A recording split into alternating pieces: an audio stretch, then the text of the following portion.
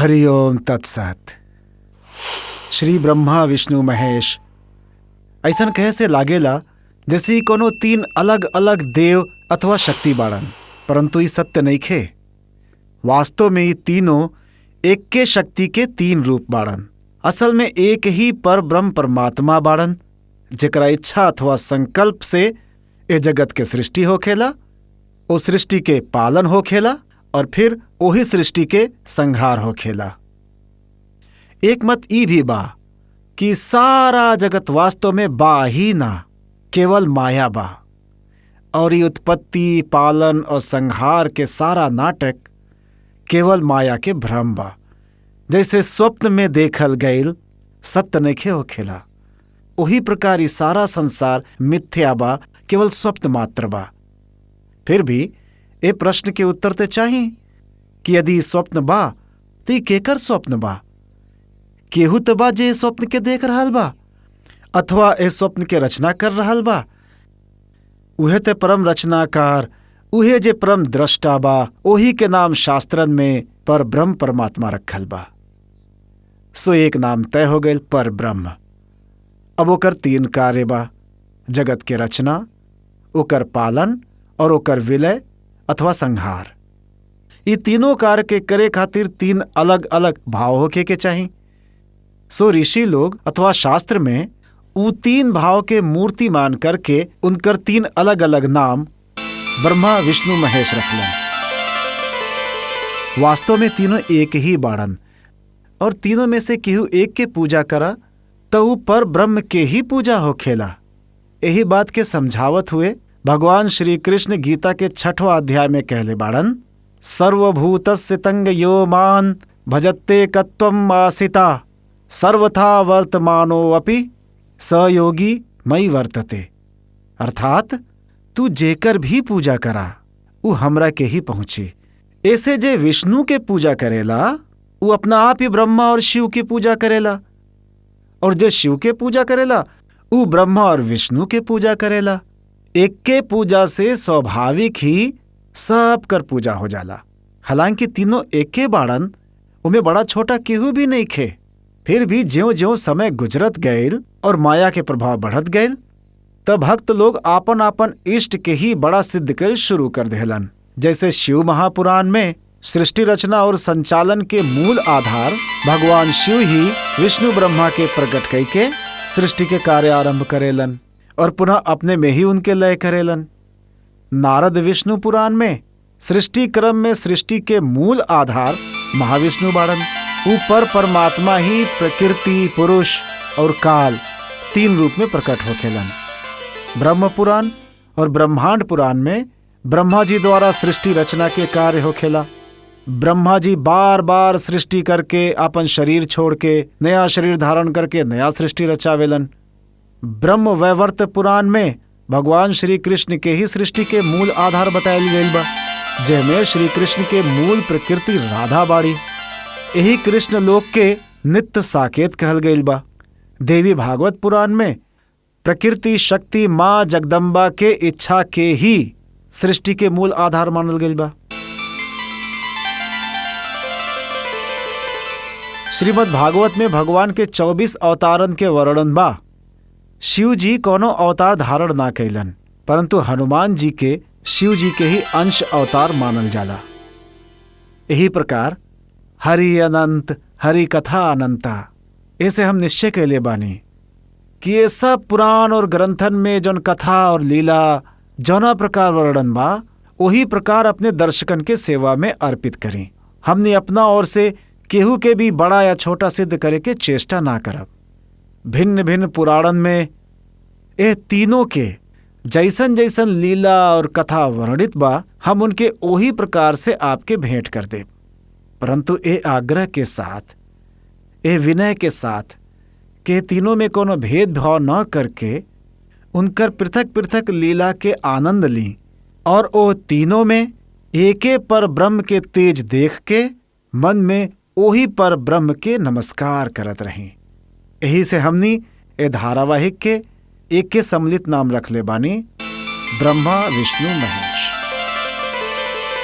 ब्रह्मा विष्णु महेश जे संपूर्ण जगत के स्वामी और रक्षक बाड़न। इससे पहले के हमनी विभिन्न शास्त्रन के आधार पर ये तीनों के उद्गम और प्रादुर्भाव के वर्णन करी। हम उनकर एगो परम रोचक कथा सुनाल चाहता ने, जेह में ओह लीला के वर्णन बा जब ये तीनों महाशक्तियन के हमनी के छोट धरती, हमनी के छोट पृथ्वी के एक सती नारी ने शक्तिहीन कई के अपन कुटिया में अपन ममता के बंदी बनाकर रख ले रहली। वो कथा के आरंभ शक्ति कौशिकी से होखेला, जिनकर विवाह एक मुनि कुमार कौशिक से होखे वाला रहे। और वो कार्तिक पूजा के समय आश्रम के अन्य कुंवारी कन्या लोगन के साथे आपन होखे वाला पति के मंगल कामना के साथे माता कात्यायनी के पूजा करत रहली।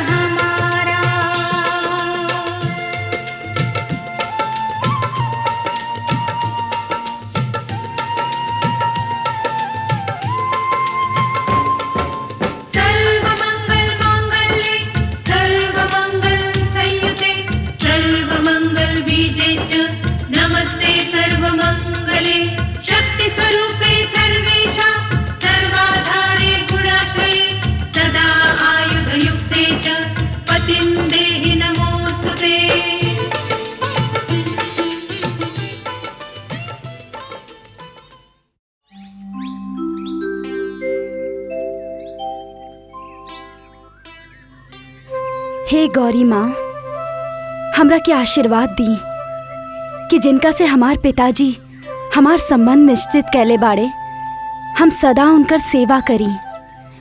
वो सदा सुखी रहें, स्वस्थ रहें। स्वप्न में भी हमार मन में केहू अन्य के ध्यान न आए। हम अपन सत्य के मार्ग पर अडिग बानी।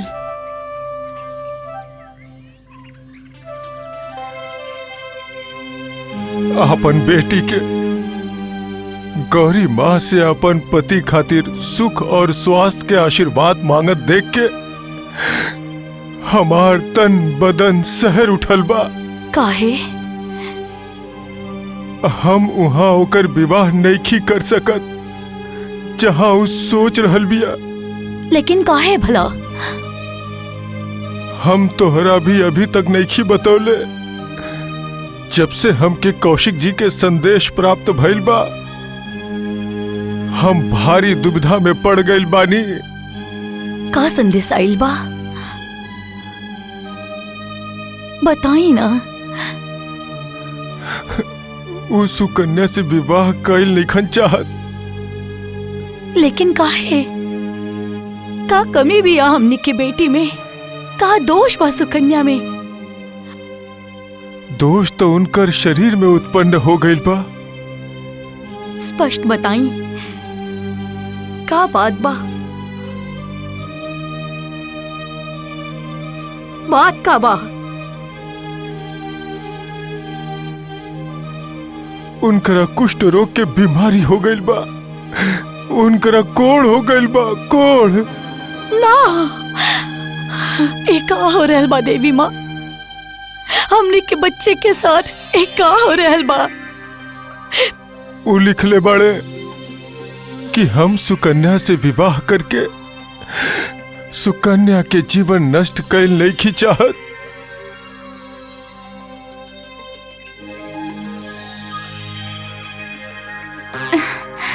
माई, पिताजी,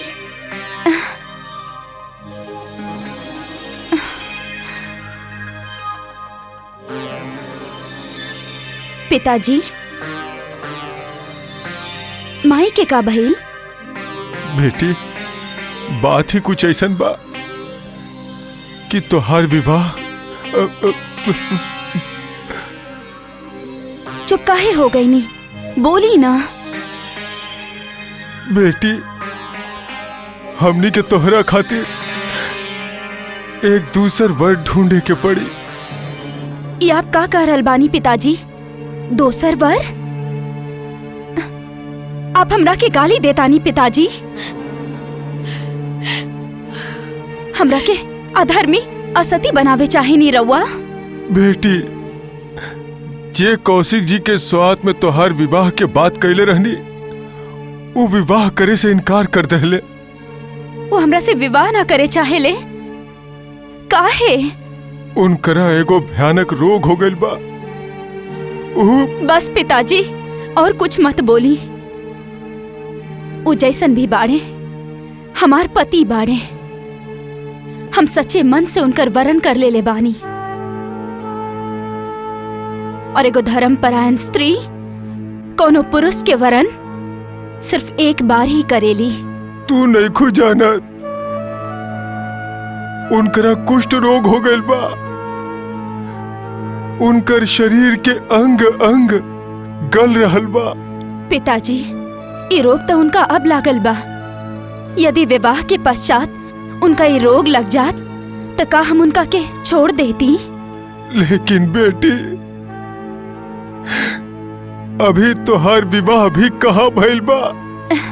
पिताजी, जौन दिन संकल्प करके आप वागदान कैले रहनी, हम तो वही दिन सच्चे मन से उनकर वरण कर ले रहनी।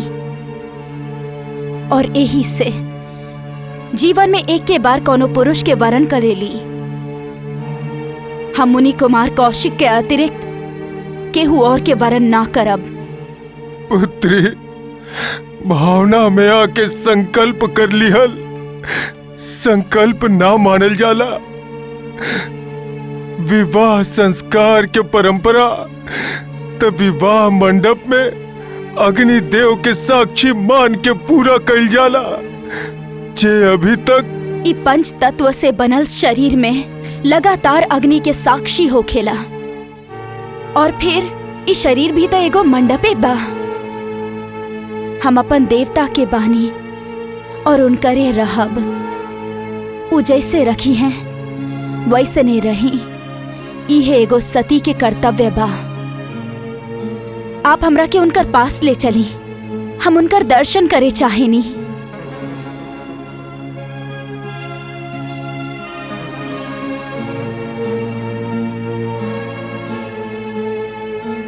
बेटी, तोहार तर्क भी आपन जगह पे एकदम सही बा और कौशिक जी के सोचल भी आपन जगह पे सही बा। हम जाके उनकरा से बात करतानी और वहां धर्माचार्य से निवेदन भी करब आप सभी जीवन के गूढ़ तत्व के जाने वाला बानी। देवी पुत्री के तर्क के उत्तर हमरा पास नहीं थे। यही से हम आप सभी धर्माचार्यों के पास आपन समस्या के समाधान की आशा लेके आइल बानी।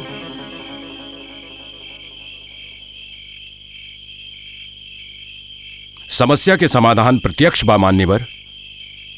आपके पुत्री से संबंध विच्छेद के कारण इनकर ही रोग बा।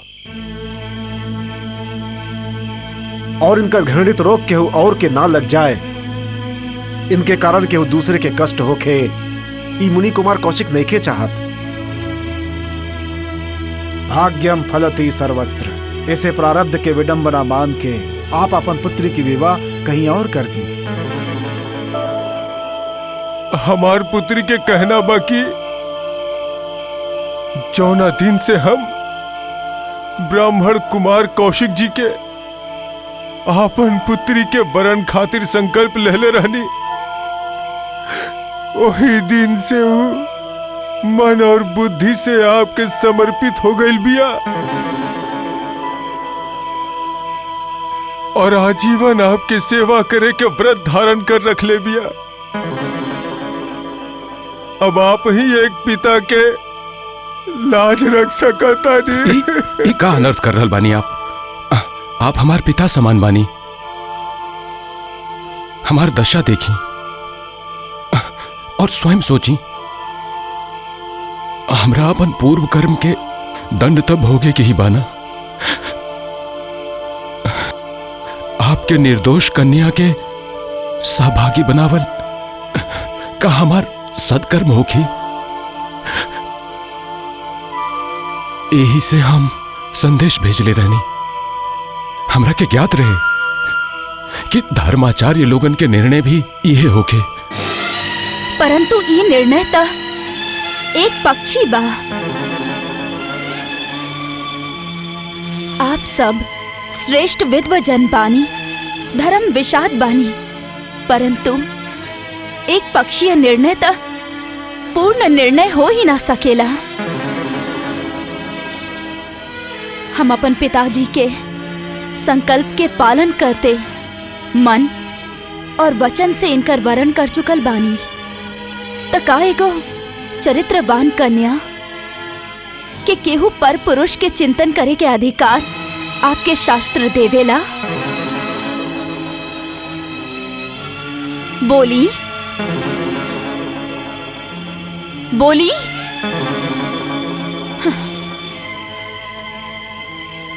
आप हमार द्वारा लिहल गईल वरण करे के संकल्प के बदले के अधिकार ही ना रखेनी। ई वरण हम कैले रहनी और एकर निर्णय भी हम ही लेब। हे ब्राह्मण मुनि कुमार, भाग्य बदलल हमार कार्य नहीं खे, परंतु कर्तव्य पथ पर चलते रहल हमार कार्य बा, हमार धर्म बा। हमार पूज्य पिता के माध्यम से जे संकल्प हमरा से परमेश्वर करवैले बाड़े, हम ओकर पालन करब। हम जीवन पर्यंत आपके सेवा करब। आप हमरा के अपन चरण में रहे के स्वीकृति दी, अन्यथा अन्यथा अन्यथा जे तप, साधना और पूजा हम कैले बानी, उही के योग शक्ति के बल पर हम यही क्षण अपन प्राण त्याग देव। ना पुत्री ना, ना। ये एगो सती के निर्णय बा। देवी, तू हमरा के निरुत्तर कर देहलो, तुहार जय होखे।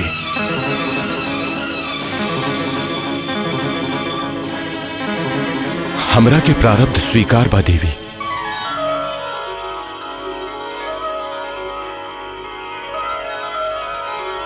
आचार्यवर, पानी ग्रहण के आयोजन करी। हम विवाह करब।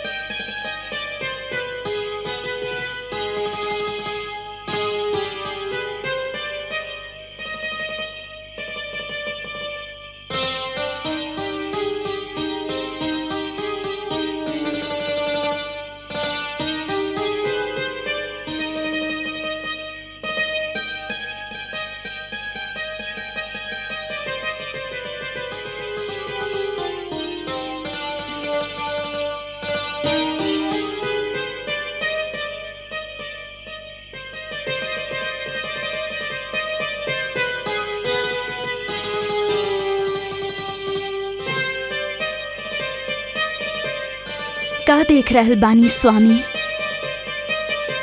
एक सच्चा पतिव्रता नारी के प्रत्यक्ष रूप देख रहल बानी। सोच रहल बानी, यदि तू हमार पत्नी ना होक तो हमार का दशा होगी।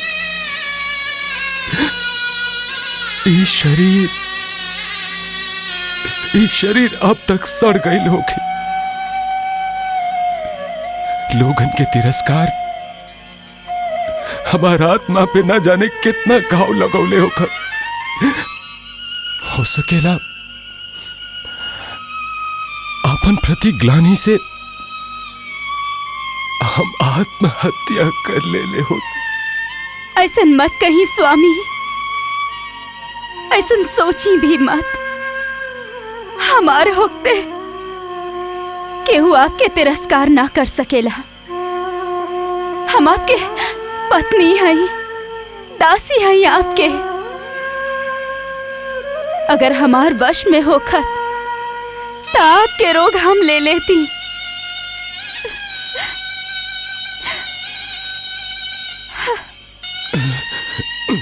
सुन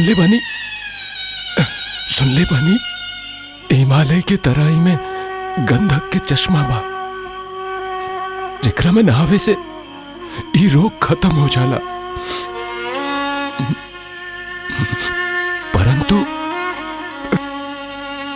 परंतु का आप वहां जाए चाहे नहीं स्वामी?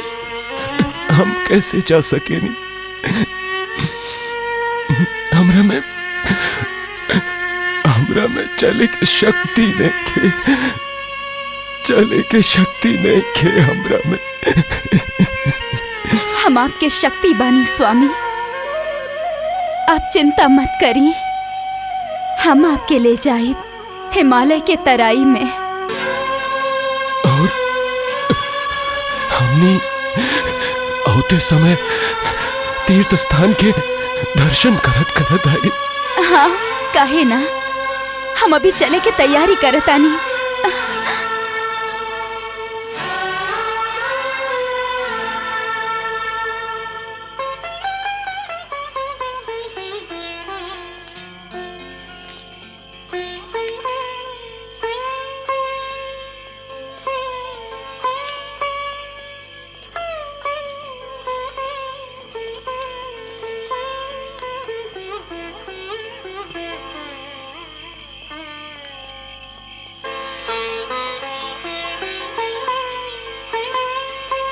कौशिकी अपन पति के साथ हिमालय के तराई की ओर जात रहली।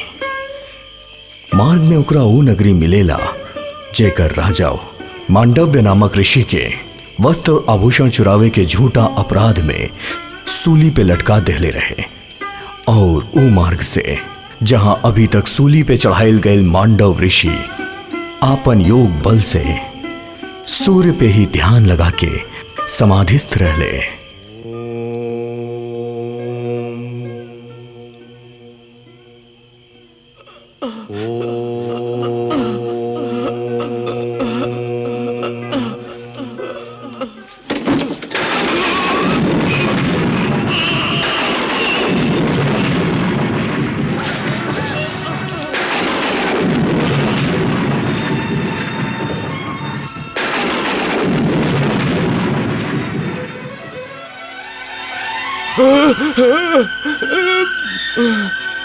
जान पापी हमार शूल के हिलैले बा,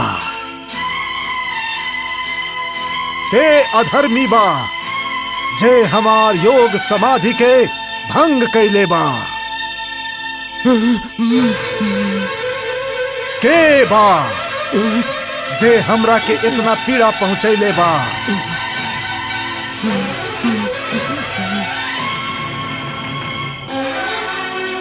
महाभाग, अंधेरा के कारण हमने के आपके शूल दिखाई न देलस। भूल से आपके स्पर्श हो गई। तोहरा भूल से हमरा के जौन पीड़ा भइल बा ओकर दंड त तोहरा के मिले के ही चाही। हम मांडव ऋषि तोहरा के श्राप देतानी कि सूर्य उदय होखत ही तोहार पति मृत्यु के प्राप्त हो जाई।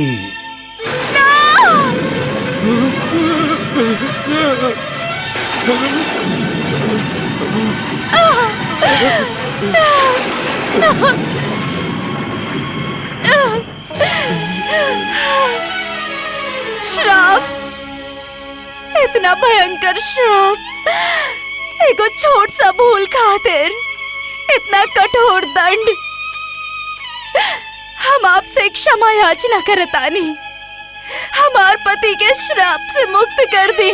ना, यदि सूर्य उदय होके से पहले हमार पति जीवित ना रहले तो हम उनके साथ ये आपके सामने अपन प्राण त्याग दे।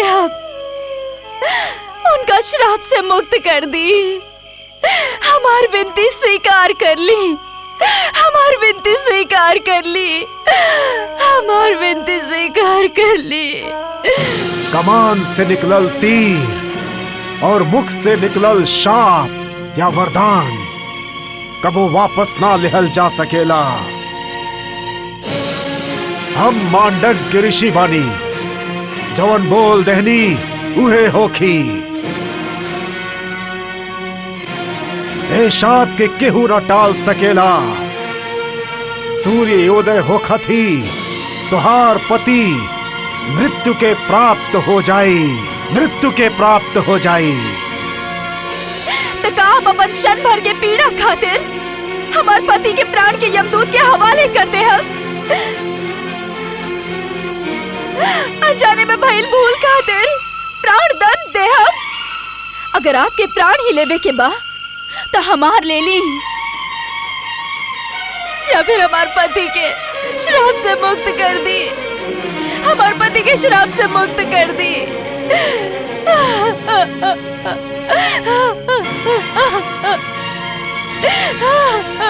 शाप देते ही हमार संपूर्ण पुण्य और तपोबल नष्ट हो गए।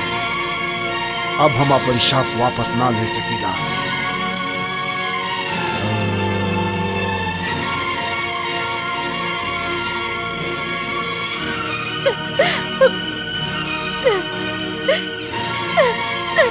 ये कैसा न्याय बा? एगो निर्दोष के साथ ऐसा व्यवहार।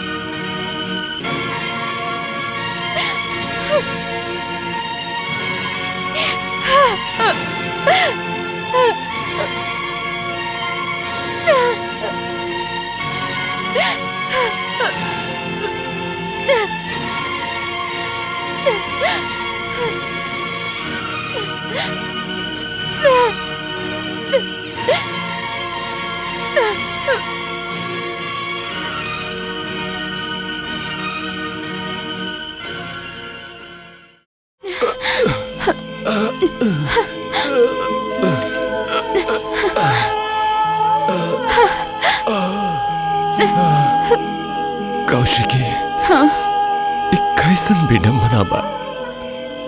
मानदेव ऋषि तो हमार जन्म के समय ना तय कर ले रहे, बाकी अब हमार मृत्यु के समय तय कर देलन।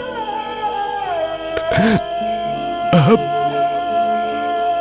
हम दोनों के साथ केवल सूर्य उदय तक के बाद ना स्वामी, इस ऋषि के साप तो हमरा देह से मुक्त कर दी, परंतु हमारा आत्मा हमेशा अशांत रही। ना स्वामी ना। तोरा के दुख और वैधव्य के पीड़ा में देख के कबो शांति ना मिली ओकरा के, कबो शांति नहीं मिली। ना स्वामी ना। अब हमनी के साथ केवल सूर्य उदय तक के बाद, बस केवल सूर्य उदय तक के। ना स्वामी, हम ऐसा ना होके दे।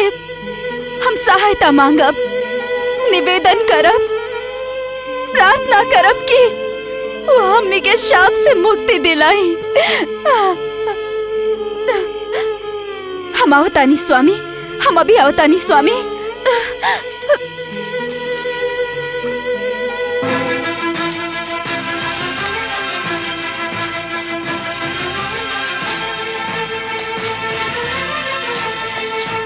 कहाँ जाए के बा? केकरा से मिले के बा? राजा से। राजा से? वो भी विश्राम कर रहल बड़े, केहू से ना मिलिए। सूर्योदय के बाद अइया। सूर्योदय?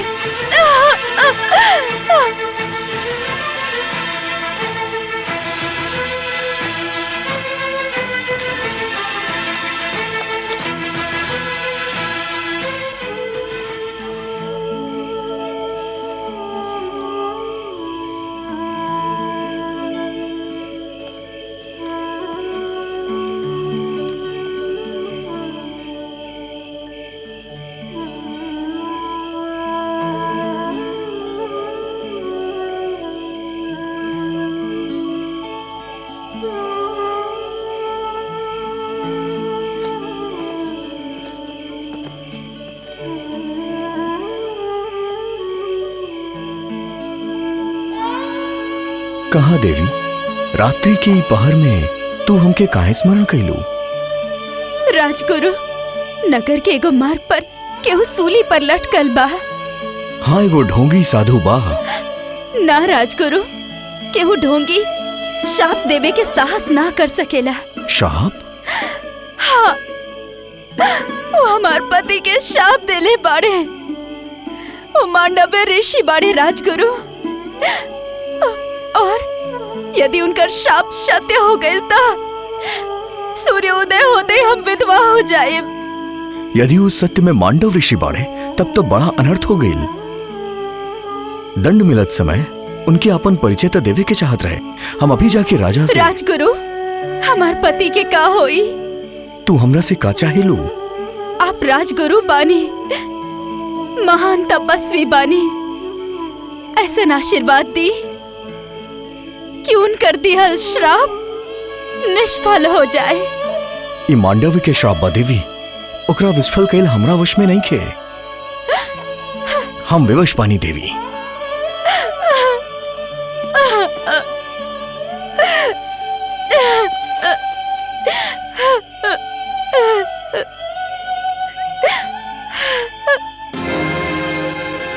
हे दसो दिशा, हे गंधर्व अप्सरा, हे देवता, हमार पति के रक्षा करी, हमार पति के रक्षा करी, हमार पति के रक्षा करी।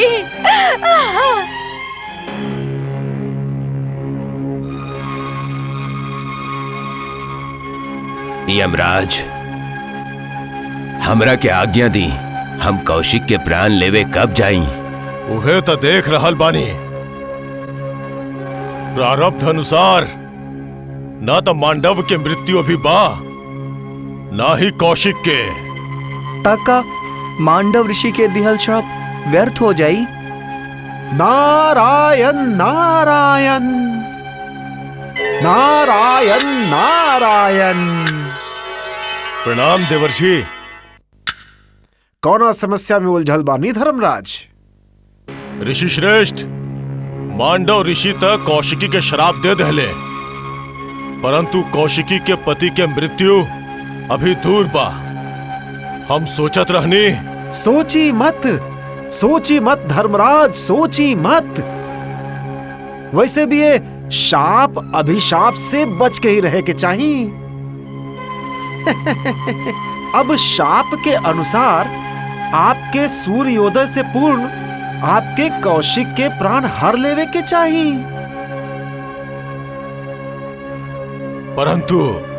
परंतु ई तो विधाता के विधान में हस्तक्षेप होखी देवर्षि। नारायण नारायण। और यदि आप शाप के अनादर कैनी तो एगो ऋषि के शाप के विफल हो जाए के तात्पर्य बा उनकर वचन के मिथ्या हो जाए। और धर्मराज, यदि एक महात्मा एगो ऋषि के वचन मिथ्या हो गए तो तब के करी? यज्ञ के करी। और यज्ञ ना होखे के अर्थ बा भगवान के पूजा ना होखी, भक्ति ना होखी। का आप ई चाहता नी? ना देवर्षि, कदापि ना। तो बस आप मांडव ऋषि के शाप के आदर करी।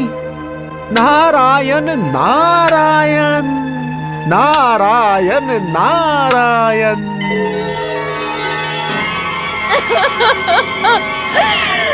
हम हार गइल बानी माँ, हम हार गइल बानी।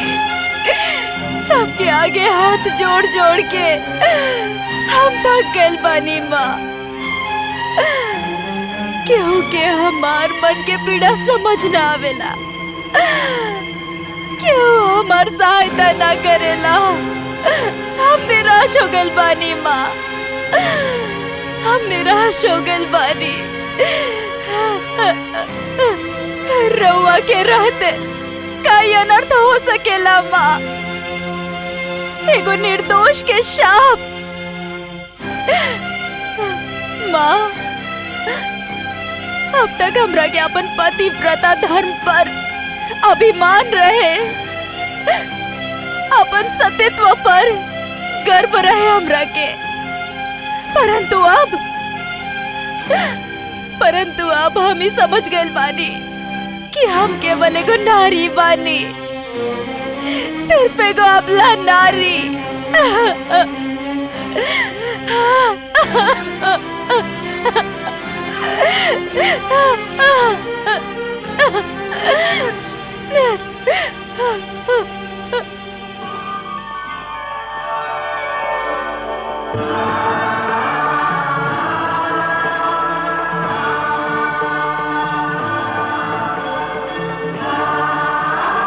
जे आपन सहायता आप ना करेले उनकर सहायता केहू ना करेला। कौशिकी, तू इतना निराश हो जेबू एकर त कल्पना भी ना कइल जा सकत रहे। ऊपर तू हताश होके अपना आप के निर्बल समझ ले लू। नारी शक्ति बा कौशिकी, अबला ना। और तू तो सती बाड़ू। यह बात के त खेद बा माँ। हमार सतीत्वता के का लाभ बा? का लाभ बा हमार पतिव्रता धर्म के? का लाभ बा हमार तप के, हमार पूजा के? अगर हम अपन पति की सहायता ना कर सकेनी माँ, तो हमारी जीवन व्यर्थ बा।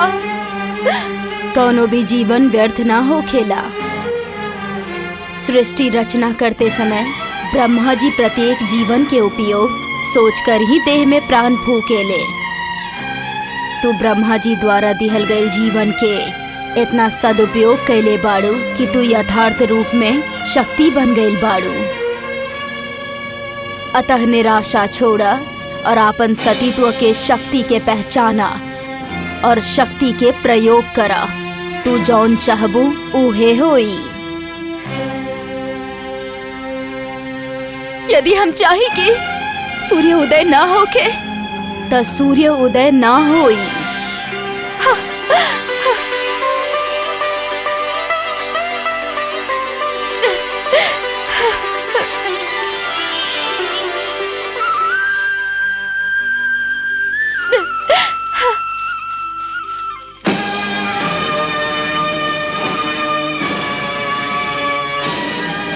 ठहरा,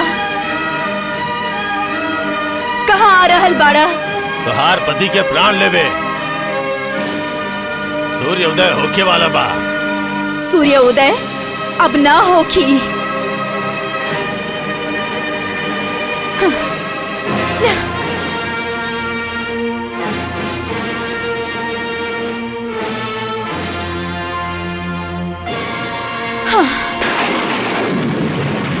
हे देवता, हे ब्रह्मा, हे विष्णु, हे महेश, हे प्रकृति और दिशा, यदि हम सच्चा हृदय से आपन पति के सेवा कैले बानी, यदि हमार मन में स्वप्न में भी कोनो पर पुरुष के विचार ना आयल, तो हमार सत्य कथन से सूर्य उदय ना होखी। और यदि हमरा में सतीत्वता बा, तो अब सूर्य उदय हो ही ना।